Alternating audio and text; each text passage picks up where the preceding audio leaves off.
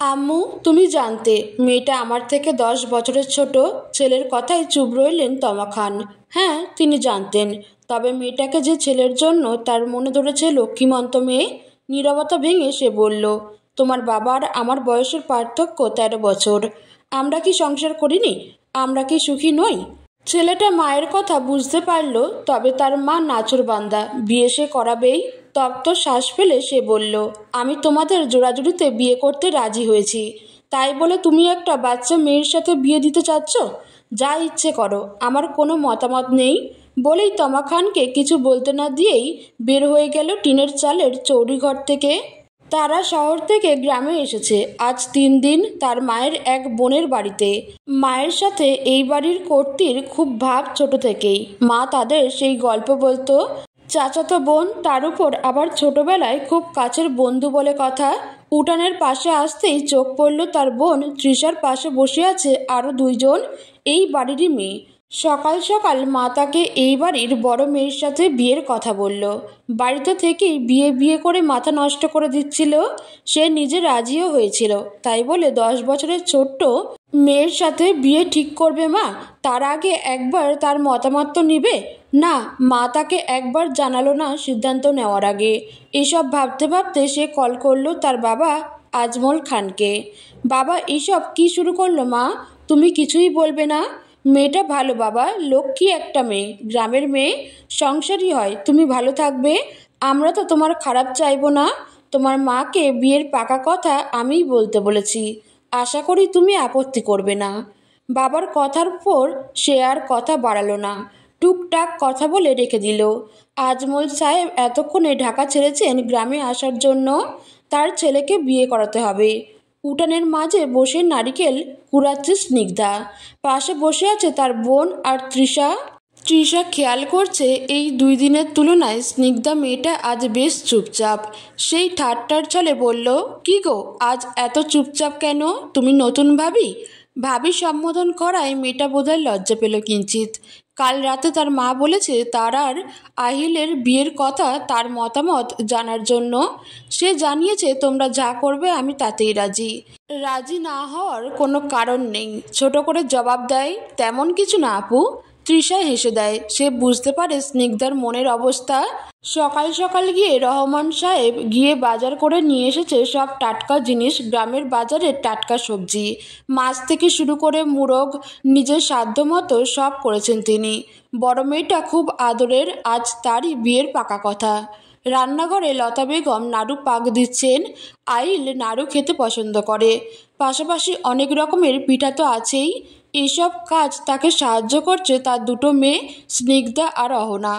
রান্নার তোড়জোড় শুরু হয়েছে। রহমান সাহেব বাজার নিয়ে এলেই রান্না শুরু করবেন তারা। দুপুরেই তো আজমল সাহেব পৌঁছে যাবেন পরিবারের বাকি সদস্যদের নিয়ে। দুপুর 3টা নাগাদ আজমল সাহেবরা গ্রামে পৌঁছায়। আজমল সাহেবের সাথে এসেছে তার ছোট ছেলে ইফাজ খান তন্ময়, ছোট ছেলের বউ আফরোজা শান্তা আর অয়েলের ছোটবেলার বেস্ট ফ্রেন্ড ফাহাদ তালুকদার। সকালের খাওয়া দাওয়ার পর্ব শেষে আইল আর ফাহাদ বসে আছে বাড়ির উঠানের এক পাশে জাম গাছের নিচে। আঙ্কেল না বললে জানতেই পারতাম না আমার ল্যাংটাকালের বন্ধু আমাকে না জানিয়ে বিয়ে করে নিচ্ছে। আহিল বাঁকা চোখে তাকালো ফাহাদের দিকে, তারপর দুজনেই সাশব্দে হেসে উঠল। ঈশান আসলো না যে? আরে, সে তো অফিসের কাজে সিলেটে আছে, আগে থেকে জানলে আসতে পারতো। আফসোস করলো বেচারাটা। আহিল শুনল, তবে কিছু বলল না। হঠাৎ বাড়ির গেট দিয়ে কেউ প্রবেশ করলো। বাড়িতে ভালো মন্দ রান্না হয়েছে। স্নিগ্ধা গেছিল তার প্রাণপ্রিয় বন্ধু নিধির বাড়িতে খাবার নিয়ে। মেয়েটাকে দাওয়াত করেছিল সে, তবে মেয়েটা জ্বর বাঁধিয়েছে তাই আসতে পারেনি।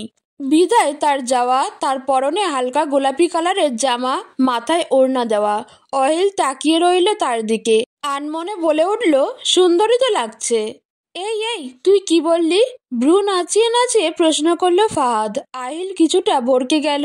কই কিছু না তো, তোর কান বেশি শুনছে আজকাল। ফাহাদ মিটমিটিয়ে হাসছে। ততক্ষণে স্নিগ্ধা উঠান পাড়ি দিয়ে ঘরে চলে গেছে। আমি বেশি শুনছি না, তোর বিয়ে হওয়া লাগছে রে বন্ধু। অহিল বিরক্তি নিয়ে কিছু বলতে যাবে, তার আগে ঘর থেকে তাদের ডাক পড়ল। সোফায় বসে আছেন আজমল সাহেব, কথা বলছেন রহমান সাহেবের সাথে। আহিল গিয়ে বসলো পাশে। আজমল সাহেবই বলতে শুরু করলেন, আজ তুমি স্নিগ্ধাকে আংটি পরাবে, কাল তোমাদের বিয়ে, তারপর আমরা স্নিগ্ধাকে নিয়ে ঢাকা ব্যাক করব। সেখানে গিয়ে তোমাদের ওয়ালিমা হবে। বড় ছেলে তুমি আমার, ধুমধাম করে অনুষ্ঠান করব। ছোট ছেলে তো সেই সুযোগ না দিয়েই বিয়ে করে এনেছিল। একদমই কথাগুলো বলে থামলেন তিনি। তন্ময় আর তার স্ত্রী শান্তা কিছুটা লজ্জা পেল। তারা দুজনে প্রেম করে বিয়ে করেছিল নিজেরাই। আজমল সাহেব মেনে নিয়েছে তাদের অনেক আগেই, এবং কি শান্তাকে অনেক স্নেহ করেন। শান্তামা, যাও তো, তুমি আর তৃষা মিলে নতুন বৌমাকে সাজাও সুন্দর করে। সন্ধ্যার পরই অহিল আর স্নিগ্ধার আংটি বদল হবে। এই বলে হাতে থাকা শপিং ব্যাগগুলো শান্তার হাতে দিলেন। স্নিগ্ধা তার খাটে বসে জানালা দিয়ে দূরের দিকে তাকিয়ে আছে, দৃষ্টি তার সরিষা খেতে। মা তাকে বলেছে কালই নাকি তার বিয়ে, তারপর ঢাকা নিয়ে চলে যাবে। তার যে কষ্ট হচ্ছে পরিবারের কথা ভেবে। বোনটা তো তাকে ছাড়া ঘুমাতে পারে না। রান্না করার সময় মায়ের পাশে বসে গল্প করা, বাবার আদর, এসব ভেবে তার গলায় কান্নারা দলা পাকিয়ে আসছে। তখনই ঘরে প্রবেশ করলো তৃষা, সাথে শান্তা। শান্তার সাথে তার তেমনভাবে পরিচয় হয়নি, তবে সে চিনে তাকে। ভাবি, তোমাকে সাজাতে আসলাম আমরা, কথাটা বলল শান্তা। তৃষা হেসে বলে, তোমাকে পরিচয় করিয়ে দেই, ও শান্তা, তোমার একমাত্র ছোট দেবরের বউ। স্নিগ্ধা সৌজন্যমূলক হাসি দিল। শান্তা বুঝতে পারল স্নিগ্ধার মন ভালো না।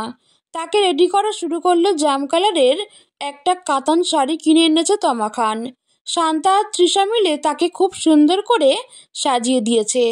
তমা খান আর লতা বেগম স্নিগ্ধার ঘরে আসলো। তবে লতা বেগম এগোতে পারল না, দরজায় দাঁড়িয়ে রইল। তার যে ভিতর ফেটে যাচ্ছে, কালই মেয়েটা চলে যাবে ঘর ফাঁকা করে দিয়ে। মেয়েকে দেখে তার চোখে পানি জমে। অপরূপা লাগছে তার মেয়েটাকে। মেয়েটাকে ভালো ঘরে দিতে পারছে, এই তার শান্তি। তমা বেগম গিয়ে খাটে বসলেন। মাশাআল্লাহ, অনেক সুন্দর লাগছে আমার বড় বৌমাকে। শান্তা, এই গয়নাগুলো ওকে পরিয়ে দাও। শেষ কথাটা শান্তাকে উদ্দেশ্য করে বললেন তিনি। বক্স থেকে চিকন একটা সোনার হার, কানের ঝুমকো, সাথে একজোড়া বালা বের করে পরিয়ে দিল স্নিগ্ধাকে। এই একই ডিজাইনের গয়না শান্তারও আছে। সবগুলো গয়না তার শাশুড়ি মা 3 সেট করে বানিয়েছে, 2 পুত্রবধূ আর মেয়ের জন্য, যাতে কেউ কখনো দু কথা বলতে না পারে। মেয়েকে দেখতে এগিয়ে এলেন লতা বেগম। মাকে দেখে চোখের পানি ধরে রাখতে পারল না স্নিগ্ধা। সজোরে কান্না করে দিল, সাথে লতা বেগমও। নিজেকে সামলে নিয়ে মেয়ের মুখ মুছে দিলেন লতা বেগম। কাঁদিস না মা, মেয়েদের যে জীবন এটাই। তুই ভালো থাকবি। আইল বাবা ভালো মানুষ, দেখবি বাড়ির মানুষ তোকে আপন করে নিবে। তমা বেগম উঠে দাঁড়ালেন। কেঁদো না মা, তুমি তো আমারও মেয়ে। তোমার যখন মন চাইবে তুমি মায়ের সাথে দেখা করতে আসতে পারবে। স্নিগ্ধার কান্না থামছে না। বাইরে থেকে আজমল সাহেব তাড়া দিচ্ছেন। লতা বেগমের সাথে ঘর থেকে বের হয়ে গেলেন তমা বেগম। মায়ের সাথে হাতে হাতে পিঠা আর খাবার সাজাচ্ছে অহনা। মা, আমি কি আপুর বিয়ের গেট ধরবো না? লতা বেগম মেয়েকে চোখ রাঙিয়ে কিছু বলবে, তার আগেই তমা খান অহনাকে বলে উঠল, কেন কেন, গেট ধরবে না কেন? আমার বড় ছেলের বিয়ে বলে কথা, জুতা চুরি থেকে শুরু করে হাত ধোয়ানো সব তো তুমিই করবে, আর তুই ওকে চোখ রাঙাচ্ছিস কেন? শেষ কথাটা লতা বেগমকে বললেন তিনি। আমাদের ছেলে আর মেয়ের বিয়ে হচ্ছে, বেআইন হব এখন আমরা, এখনো তো তুই করেই বলবি। হ্যাঁ বলবো, হেসে দিল দুজনেই, সাথে অহনাও। ওহ, হোয়াইট শার্ট আর কালো প্যান্ট পরে সোফায় বসে আছে আহিল। কিছুক্ষণ পর স্নিগ্ধাকে নিয়ে এলো শান্তা। স্নিগ্ধাকে আহিলের পাশে বসিয়ে দিল। সাথে সাথে স্নিগ্ধার নাকে সুড়সুড়ি দিয়ে গেল পুরুষালী শরীরের সুন্দর এক সুবাস। শরীরে যেন খেলে গেল এক অন্য অনুভূতি। এই প্রথম কোনো পুরুষের এত কাছে বসে আছে স্নিগ্ধা। স্নিগ্ধার ঘরে জানলার ধারে দাঁড়িয়ে আছে আহিল। তাকে আর স্নিগ্ধাকে আলাদা কথা বলার জন্য পাঠানো হয়েছে, তবে স্নিগ্ধা এখানে নেই, আসবে হয়তো। এসব ভাবতে ভাবতে ঘরে কারোর উপস্থিতি টের পেতেই আহিল পিছে ঘুরল। নারিকেলের নাড়ুর প্লেট হাতে দাঁড়িয়ে আছে স্নিগ্ধা। কাছে এসে টেবিলটাতে রাখলো নাড়ুর প্লেট। মা পাঠিয়েছে, আপনি নাকি নাড়ু খেতে পছন্দ করেন। আহিল কিছু বলতে যে ও বলল না। কি বলবে ভাবছে ছেলেটা। তোমার নাম কি? প্রশ্নটা করে নিজেই ভ্যাবাচাকা খেয়ে গেল আহিল। সে তো জানে মেয়ের নাম। স্নিগ্ধা কিছুটা ভড়কে গেল। বিয়ে ঠিক হয়েছে, আংটি বদল হলো, তার নামই জানে না, এ কেমন কথা? তবুও সৌজন্যতা রক্ষা করার জন্য হালকা হেসে স্নিগ্ধা উত্তর দিল, আমার নাম স্নিগ্ধতা জামান, তবে সবাই স্নিগ্ধা বলেই ডাকে। আহিল স্নিগ্ধার মুখে পূর্ণ দৃষ্টি দিল। মেয়েটা তার নামের মতোই স্নিগ্ধ।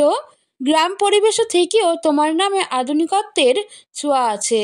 হ্যাঁ শুনেছি মা, আমাদের নাম রেখেছে, আমরাও ভীষণ পছন্দ আমার আর অহনার নাম। আহিল গলা পরিষ্কার করে বলতে শুরু করলো, আমার নাম ইমতিয়াজ খান আহিল। লেখাপড়া শেষ করে বাবার ব্যবসা দেখছি। আহিলের কথার পিঠে স্নিগ্ধা কি জবাব দেবে বুঝতে না পেরে চুপ রইল। আহিল মনে মনে ভাবতে লাগলো, মেয়েটা কি বিয়েতে মন থেকে রাজি? কোনো জোর করা হয়নি তো তাকে? আচ্ছা তুমি বিয়েতে মন থেকে রাজি তো, নাকি তোমাকে জোর করা হয়েছে? স্নিগ্ধা এক পলক তাকালো আহিলের দিকে। আহিলের দৃষ্টি তার দিকেই। স্নিগ্ধা দৃষ্টি সরিয়ে জানালার বাইরে তাকালো। বিয়েতে আমার পূর্ণ মত আছে, আমাকে কেউ জোর করেনি। আহিল স্বস্তির শ্বাস ফেললো। মাথা থেকে বড় একটা চাপ সরে গেল যেন। আহিল তাকিয়ে আছে স্নিগ্ধার দিকে। খুঁটিয়ে দেখতে লাগলো, কালই মেয়েটা তার ঘরের বউ হয়ে যাবে। স্নিগ্ধার উজ্জ্বল শ্যামলা গায়ে গাঢ় জাম কালারটা ফুটে উঠেছে যেন। আহিলকে এভাবে তাকিয়ে থাকতে দেখে স্নিগ্ধার অস্বস্তি বোধ হচ্ছে। তা বোধহয় আহিল বুঝতে পারল। দৃষ্টি সরিয়ে নিল। তোমাকে এই শাড়িতে খুব সুন্দর লাগছে স্নিগ্ধতা। স্নিগ্ধার বুকের মাঝে ড্রিম ড্রিম শব্দ হতে লাগলো। পেট থেকে প্রজাপতিরা সুড়সুড়ি দিচ্ছে যেন। এ কেমন অনুভূতি? পিছনে তাকিয়ে দেখলো আহিল ঘর ছেড়ে বের হয়ে যাচ্ছে। স্নিগ্ধা দুহাত দিয়ে মুখ ঢেকে নিল। এত লজ্জা লাগছে তার। তাকে সবাই স্নিগ্ধা বলেই ডাকে। তবে এই মানুষটার মুখে স্নিগ্ধতা শুনে এত ভালো লাগছে কেন সে জানে না। মানুষটা তার প্রশংসা করলো। এসব ভাবতে ভাবতেই ঘুমিয়ে গেল মেয়েটা। রাতে মেয়েকে খাবার টেবিলে না দেখে রহমান সাহেব গেলেন মেয়ের খোঁজ করতে। ঘরে প্রবেশ করতেই দেখতে পেলেন তার ঘুমন্ত মেয়েটাকে। তার ঘর ফাঁকা করে কালই চলে যাবে মেয়েটা। এই কথা ভাবলেই তার বুক ভারী হয়। দীর্ঘশ্বাস ফেললেন তিনি। মেয়ে হয়ে জন্মালে তো তোকে পরের ঘরে যেতেই হবে। মেয়েটা এই শীতের মধ্যে কম্বল ছাড়া শুয়ে আছে। রহমান সাহেব কম্বলের ভাঁজ ছাড়িয়ে অতি যত্নে মেয়েকে ঢেকে দিলেন। দরজায় দাঁড়িয়ে দেখলেন লতা বেগম। তার চোখে পানি। মেয়েটা যে বড় আদরের। বের হবার সময় রহমান সাহেব লতা বেগমকে দাঁড়িয়ে থাকতে দেখে নিজেও চোখের পানি মুছে নিলেন। কেঁদো না লতা, আমাদের মেয়ে সুখী হবে, দেখে নিও। সকাল থেকে স্নিগ্ধাদের বাড়িতে গ্রামের মানুষের আসা যাওয়ার লেগেই আছে। যতই অনুষ্ঠান না হোক তবুও রহমান সাহেব গ্রামের চীনা পরিচিত সবাইকে দাওয়াত করেছেন।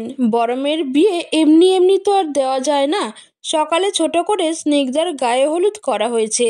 গ্রাম্য ভাষায় যাকে বলে তেলাই। সকাল থেকেই কেঁদে চোখ মুখ ফুলিয়ে ফেলেছে মেয়েটা। তাকে সামলাচ্ছে নিধি। কিছুক্ষণ পর মস্ত বড় লাগেজ নিয়ে হাজির তন্ময় আর ফাহাদ। নাও ভাবিকে তৈরি করে দাও জলদি জলদি। আব্বু বলেছে বেলা 1টার মধ্যে বরযাত্রী আসবো আমরা। শান্তাকে উদ্দেশ্য করে কথাগুলো বলল তন্ময়। মেয়েটার সাজানোর হাত দারুণ, খুব ভালো সাজাতে পারে। তাই তো এই বিয়েতে কোণে সাজানোর ভারটা তারই। অবশ্য এ নিয়ে তার কোনো আপত্তি নেই। বড় ভাবিকে তার মনে ধরেছে। তারা দুজন সমবয়সী বলা চলে। খুব কম বয়সে তন্ময়ের হাত ধরে বিয়ে করে সে। সাজানোর এক পর্যায়ে খেয়াল করলো স্নিগ্ধা কাঁদছে। কাঁদবেন না ভাবি, মেয়েরা তো সারা জীবন বাবার বাড়িতে থাকতে পারে না। এটাই যে নিয়ম। ও বাড়ির সবাই তো এত ভালো, আমাকে খুব কম সময়ের মধ্যেই আপন করে নিয়েছেন। আপনিও সুখী হবেন, আর কান্না কইরেন না। শান্তার কথায় স্নিগ্ধা মৌন রইল। তার ভেতর যে জ্বলছে, আজ চলে যেতে হবে নিজের বাড়ি ছেড়ে। তখন বাইরে থেকে গাড়ির আওয়াজ আসছে। মানে বর এসে গেছে। তাজমহল সাহেব, তন্ময়, ফাহাদ আর তৃষা এসেছে স্নিগ্ধার চাচার বাড়ি থেকে গাড়ি নিয়ে। শুধু বাচ্চাদের গেট ধরার আবদার মেটানোর জন্য।